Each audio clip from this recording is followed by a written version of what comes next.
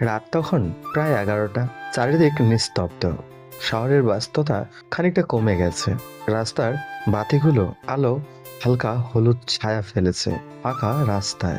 এমন সময় একটা অটো এসে থামে এক গলির মুখে।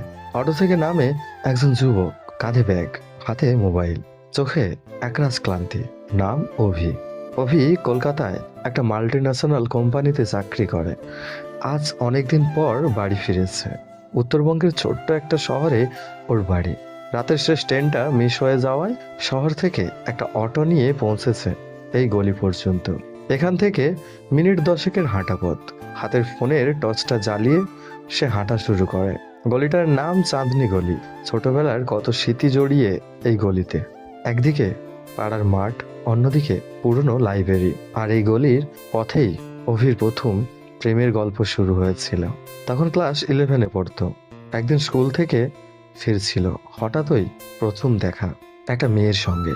পাতলা চশমা, লাল টিপ, হাতে বই, যেন ঠিক উপন্যাসের কোনো চিত্র। নাম রিমা। রিমা ছিল অভির পাশের পাড়ার মেয়ে। বেশ চুপচাপ, ভদ্র, মিষ্টি স্বভাবের। দেখা হওয়া শুরু হলো প্রায় প্রতিদিন। শুরু হলো কিছু চুপিসারে কথা, মাঝে মাঝে হাসি। আর একদিন এক বিকেলে মীরার হাতে ধরে প্রথম প্রেমের প্রতিশ্রুতি। তারপর হঠাৎই মীরা হারিয়ে যায়। কলেজ পাশ করে অভি কলকাতায় চলে যায়। আর মীরা কোথাও কোনো খবর নেই। ফেসবুক, হোয়াটসঅ্যাপ, কোথাও নেই ওর সন্ধান। সময় গড়ায়, জীবন এগোয়, কিন্তু কোথাও একটা শূন্যতা থেকেই যায় অভির মধ্যে। আজ এত বছর পর এই চাঁদনি গলিতে ফিরে এসে সেই পুরনো স্মৃতিগুলো ঝাঁপিয়ে পড়ছে। হঠাৎ যেন মনে হয় হয়তো আবার দেখা হবে। কিন্তু বাস্তব তো সিনেমা নয়, তাই না? ঠিক সেই মুহূর্তেই পিছন থেকে ভেসে আসে এক মেয়েলি গলা। অভি। পেছনে ঘুরতে স্তব্ধ হয়ে যায় ও। রাস্তার আলোয় সে দেখে এক চেনা মুখ, সেই চশমা, সেই চোখ, সেই লাজুক হাসি। রিমা। অবিশ্বাসী ভাবে অভি কাঁপা গলায় বলে। রিমা হেসে বলে। তুমি ঠিক চিনেছ। এক মুহূর্তের জন্য সময় থেমে যায়। দুজনে দাঁড়িয়ে থাকে, চোখের সামনে দাঁড়িয়ে থাকা অতীত আর বর্তমানের মধ্যে। অভি কাঁপা কণ্ঠে বলে, তুমি এখানে? রিমা মাথা নিচু করে বলে, আজকাল এখানেই থাকি। ফিরে এসেছি মাস তিনেক হলো। ভাবিনি একদিন তুমি এভাবে হঠাৎ। অভি থামিয়ে দিয়ে বলে, তোমার জন্যই তো এই গলিটার কাছে বারবার টান অনুভব করতাম। ভাবতাম একদিন হয়তো আবার দেখা হবে। মীরা চোখ সরিয়ে বলে, তোমার কোনো খবর পাইনি। একসময় ভেবেছিলাম তুমি হয়তো ভুলেই গেছো। অভি গভীরভাবে চোখে চোখ রেখে রিমার দিকে, ভুললে কি আর এতটা রাতেও এই গলিতে ফিরে আসা সম্ভব হতো? দুজনের মাঝখানে নীরবতা, যেন রাতের চাঁদ, হালকা বাতাস আর ফাঁকা রাস্তার থমকে গেছে। রিমা হালকা করে বলে, তুমি যদি একটু সময় পাও, আমাদের বাড়িটার পাশেই এক কাপ চা খাবে? অভি মুখে একটু হাসি ফুটে ওঠে। চা নয়, আজ আবার নতুন করে শুরু হোক আমাদের গল্পটা। রাত তখন প্রায় 11:20। চাঁদের আলো মেঘের ফাঁক দিয়ে এক মুহূর্তে লুকিয়ে পড়ে, আবার ফিরেও আসে। চাঁদনি গলির একতলা বাড়িটা, দোতলায় আলো জ্বলছে। জানলার পাশে একটা ছোট্ট বারান্দায় দাঁড়িয়ে দুজন, অভি আর রিমা। রিমার হাতে 2 কাপ চা, আর অভির চোখে হাজারটা প্রশ্ন। তুমি কি করে জানলে আমি আজ এখানে থাকবো? অভি অবাক হয়ে প্রশ্ন করল। রিমা হালকা হেসে বলল, জানি না, আসলে জানতাম না। এতদিন পর হঠাৎ তোমার মুখটা দেখেই থমকে গেছিলাম। বিশ্বাসই হচ্ছিল না, এতগুলো বছর পর ঠিক এই জায়গায় আবার দেখা। অভি তাকিয়ে থাকে। রিমার চোখের দিকে। সেখানে কিছু পুরনো অভিমান, কিছু অনিচ্ছা সত্ত্বেও জমে থাকা ভালোবাসা। তুমি হারিয়ে গেলে কেন রিমা? অভির গলা ভারী হয়ে যায়। রিমা কিছুক্ষণ চুপ করে থেকে বলে, তখন তো আমরা দুজনেই খুব ছোট ছিলাম। পরিবার, সমাজ, পড়াশোনা সব কিছু নিয়ে এমন এক সময় এলো যখন মনে হয়েছিল হয়তো আমরা একসঙ্গে থাকতে পারবো না। একদিন হঠাৎই বাবা বদলি হয়ে গেলেন শিলিগুড়ি। যাওয়ার সময় তোকে বলতে চেয়েছিলাম, কিন্তু সাহস হয়নি। ভয় পেয়েছিলাম তুই যদি আটকাস। অভি শান্ত গলায় বলে, তুই জানিস না, সেই দিনটার পর প্রতিদিন আমি গলির কোণায় দাঁড়িয়ে থাকতাম, শুধু তোকে একবার দেখার জন্য। তুই এলি না। আমি তোকে খুঁজেছিলাম রিমা, পাগলের মতো খুঁজেছিলাম। রিমার চোখ চিকমিক করে উঠল।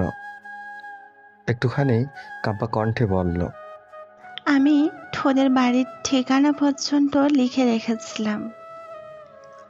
অনেকবার ভেবেছি চিঠি পাঠাবো, কিন্তু কি লিখবো বুঝে উঠতে পারিনি। কবার ফোন নম্বরও খুঁজে বের করে হাতে নিয়েছি, আবার রেখে দিয়েছি। সময় যত এগোচ্ছিল তত দূর হয়ে যাচ্ছিলাম তোর থেকে। অভি একটু হেসে বলে, অথচ আমি এখনো সেই চাঁদনি গলির মোড়ে দাঁড়িয়ে আছি। আজও তোকে সেই লাল টিপ পরা মেয়েটার মতোই দেখি। রিমা চোখ নামিয়ে বলে, তুই বদলাসনি অভি। এতগুলো বছর পরও তুই ঠিক আগের মতোই ভালোবাসিস। ভালোবাসি না বললে মিথ্যে হবে রিমা। অভি একটু থেমে বলে, আমি তোকে ভালোবাসতেই থেকেছি, কখনো বন্ধ হয়নি। শুধু মনে হতো হয়তো তুই আর ফিরবি না। রিমা এবার একদম কাছে এসে দাঁড়ায়। চায়ের কাপের ধোঁয়া আর কিছু অশ্রু। ধীরে বলে, তুই চাইলে আবার শুরু করতে পারি। অনেক কিছু হারিয়েছে জীবনে, আর কিছু হারাতে চাই না। অভির চোখ ভিজে ওঠে। সে ধীরে রিমার হাতটা ধরে। এবার আর কোনো ভুল করব না, আর কিছু হারাবার মতো বয়স নেই আমাদের। এবার শুধু একসঙ্গে থাকার লড়াই চালিয়ে যাব। রিমা মাথা নাড়িয়ে সম্মতি জানায়। সেই সময় এক পলসা হালকা বৃষ্টি শুরু হয়। বারান্দার বাইরের গাছ জলবিন্দু জমে ওঠে। অভি আর রিমা একে অপরের দিকে তাকিয়ে থাকে, যেন এতগুলো বছর পর জীবনের মানে আবার নতুন করে খুঁজে পায় তারা। চায়ের কাপের পাশে পড়ে থাকা পুরনো স্মৃতিগুলো যেন ধুয়ে যাচ্ছে বর্ষার প্রথম ফোঁটায়। তাদের গল্প নতুন করে শুরু হলো, আবার সেই চাঁদনি গলি থেকেই। চাঁদনি গলির সেই একতলা বাড়িটার বারান্দায় বসে অভি, রিমা মাঝ রাত পর্যন্ত কথা বলছিল। এত বছর পর তারা যেন আবার নতুনভাবে একে অপরকে চিনছিল, ভালোবাসছিল। পরদিন ভোরে পাখির ডাক আর হালকা বাতাসে রিমার ঘুম ভেঙে গেল। চায়ের কাপ হাতে নিচে নামতে গিয়েই দেখে বারান্দার পাশে একটা ছোট্ট চিরকুট পড়ে আছে। আজ সকালে একটু কাজ আছে, কিন্তু সন্ধে ওই পুরনো গলি যেখানে প্রথম একসাথে বসে ফুচকা খেয়েছিলাম, ওইখানে অপেক্ষা করব, আসবি তো? রিমা একটু হেসে চিরকুটটা বুকের কাছে টেনে ধরে, যেন তার পুরনো কৌশল ফিরেছে। সন্ধ্যে 6টা বাজতে না বাজতেই সে ছুটে যায় গলির মোড়ে, যেখান থেকে তাদের ভালোবাসার গল্প শুরু হয়েছিল। কিন্তু সেখানে পৌঁছে দেখে অভি নেই। 10 মিনিট, 15 মিনিট, 20 মিনিট, অবশেষে অভি এলো।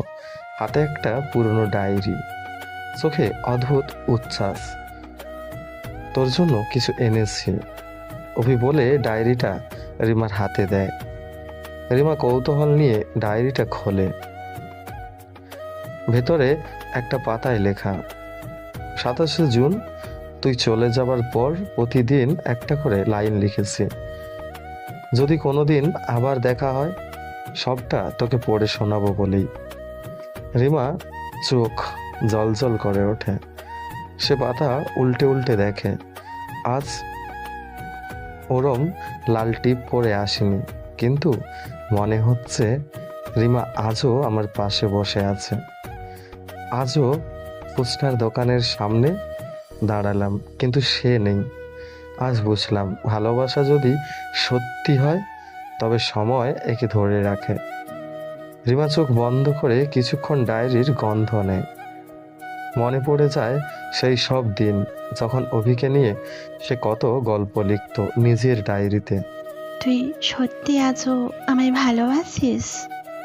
রিমা ফিসফিসিয়ে বলে। অভি হেসে বলে, ভালোবাসা তো বন্ধ হয়নি রিমা, শুধু তুই ছাড়া সব দিন বদলে গেছে।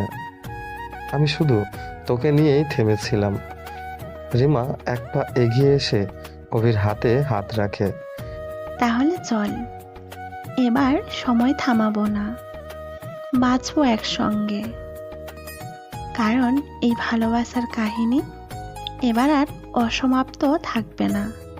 ঠিক সেই মুহূর্তে এক ঝাঁক ফুচকার গন্ধ ভেসে আসে হাওয়ায়, সেই পুরনো দোকান থেকে। অভি বলে, চল আজ আবার সেই ফুচকার স্বাদ ফিরিয়ে আনি। রিমা হাসে।